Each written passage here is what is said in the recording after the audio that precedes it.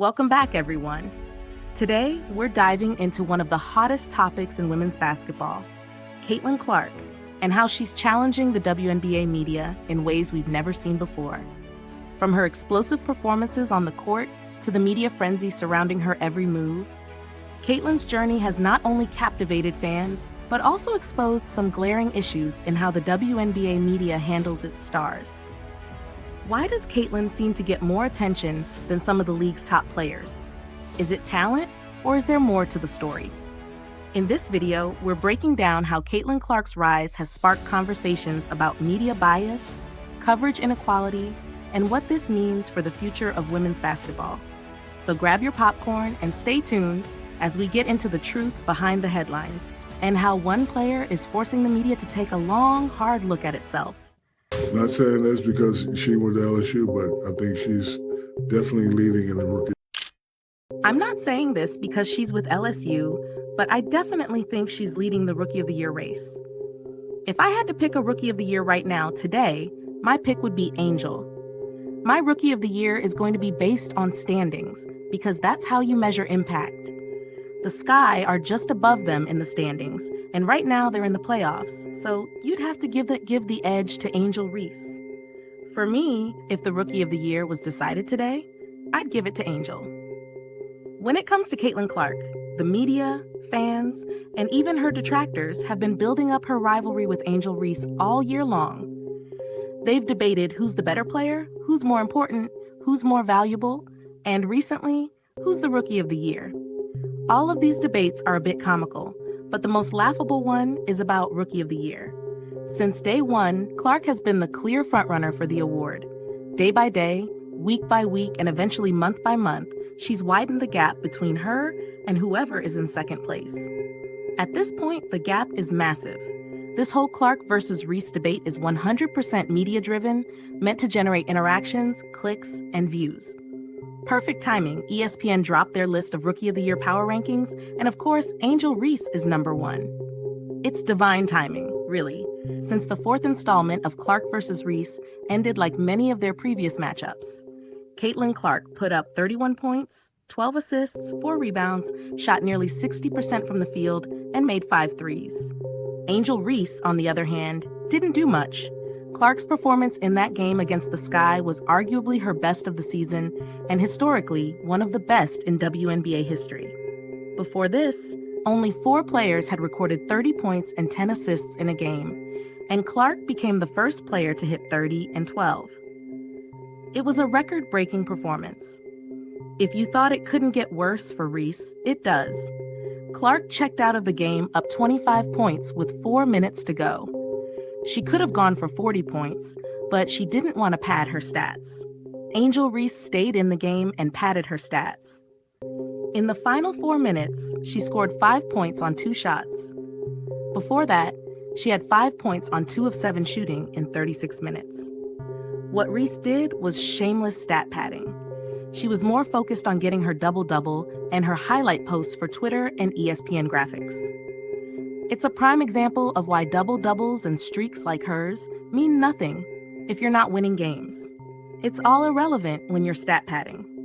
Looking at the Sky and the Fever after the All-Star break, one team went 5-1 and rose in the standings, while the other went 1-6 and fell off. Why? One team focuses on winning basketball and team play, and the other focuses on endorsements, podcasts, and social media.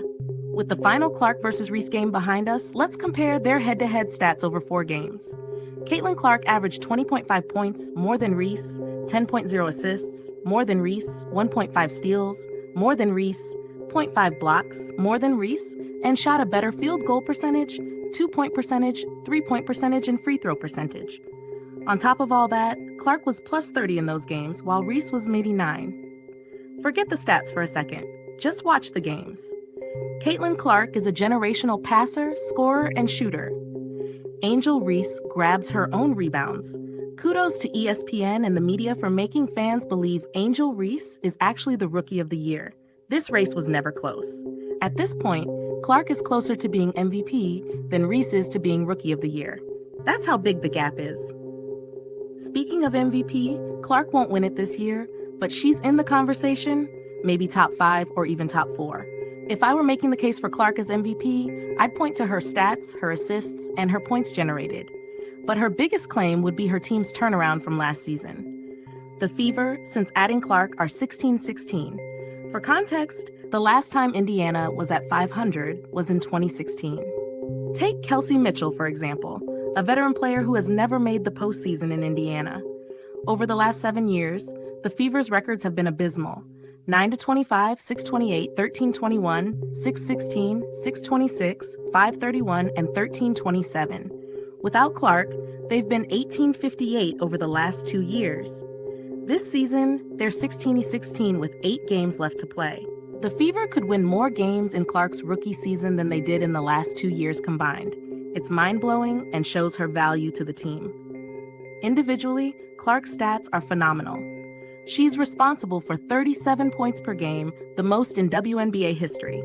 Since being snubbed from Team USA, she's taken her game to another level.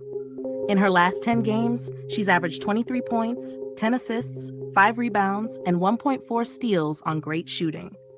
Clark ranks first in assists and third in points per game in that span. It's not an exaggeration to say that Clark has been a top 5 player, maybe even top 3 over those games. She's already one of the best passers, an elite scorer, and one of the best ball handlers in the game. As she progresses in her career, she'll only become more efficient and turn the ball over less. Looking back at the Reese versus Clark debate, it was 100% media-driven. I feel bad for fans who bought into it. Angel Reese is, at best, a fringe all-star, more known for her off-the-court activities than her play. Caitlin Clark, even at her worst, is an all-star, and at her best, she's the best player in the league. As a rookie, Clark is already putting up impressive numbers and is a first-team All-WNBA candidate. By year 3, 4, or 5, she'll be posting stats we've never seen before. For the doubters, it's going to be tough to watch the WNBA if you're anti-Caitlin Clark. Even as a rookie, she's proven everyone wrong. People said she wouldn't adjust to the WNBA's physicality. She became an all-star. Then they said her stats were empty because she wasn't winning. Well, post-All-Star break, she's lost just 1 game, averaged 23-10, and beaten Reese 3 out of 4 times. Now, those same critics are silent. I'm not saying this to be a Caitlin Clark fanatic, but at the very least, you have to acknowledge that she's one of the best players in the world. She's a highly skilled scorer and an all-time great passer, even as a rookie. That's the baseline when it comes to Caitlin Clark. As always, thanks for watching. Hope you enjoyed it, and I'll see you next time. All right, that's gonna wrap it up for today. If you enjoyed the content, don't forget to like the video and hit that subscribe button to stay up to date with all things basketball. Drop a comment below with your thoughts on today's topic. Do you agree or disagree? I'd love to hear what you think. Also, hit the notification bell so you don't miss any of our upcoming videos.